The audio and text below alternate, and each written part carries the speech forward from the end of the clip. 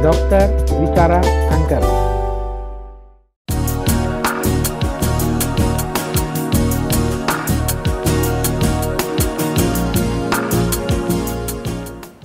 Nah, nomor satu tentunya kalau ingin sembuh total tadi kita harus menemukan sedini mungkin, karena umumnya kalau makin dini makin bisa kita sembuhkan.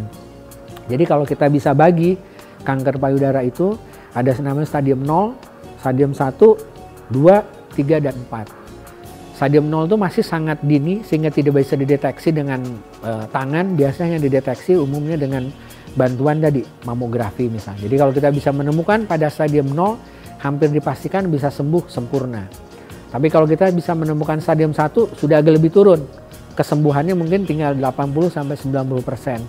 Stadium 2 lebih turun lagi, mungkin tinggal 75 dan seterusnya, sehingga stadium 4 kemungkinan untuk bisa bertahan di atas 5 tahun saja mungkin tinggal 20%. Jadi sekali lagi kalau mau sembuh kita harus menemukan pada stadium yang sangat dini.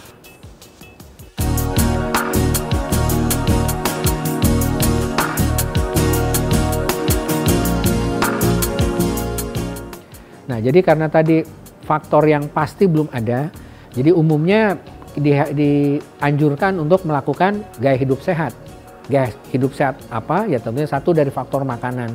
Jadi beberapa makanan tertentu misalkan bisa menimbulkan atau memicu untuk timbulnya kanker pada tidak hanya payudara, sebetulnya kanker-kanker yang lain. Jadi misalnya diet yang terlalu tinggi lemak, yang terlalu tinggi karbohidrat, mungkin terlalu banyak pengawet, mungkin terlalu banyak pewarna, kurang serat, itu beberapa makanan yang mungkin kita bisa pertimbangkan atau bisa kita hindari sehingga mengurangi kemungkinan untuk kanker-kanker payudara. Di samping tentunya olahraga, karena dengan olahraga tentunya juga akan membakar lemak-lemak tubuh tertentu sehingga juga akan mengurangi risiko-risiko. Dan kadang-kadang kalau dikatakan tadi pencegahan, sebetulnya ada 3 pencegahan itu. Ada pencegahan yang primer, sekunder, dan tersier. Primer itu artinya kita mencegah dari belum terjadinya kanker menjadi kanker. Ini yang paling susah karena kita kan tidak tahu mana yang nanti akan terjadi kanker. Yang tadi itu dengan gaya hidup sehat.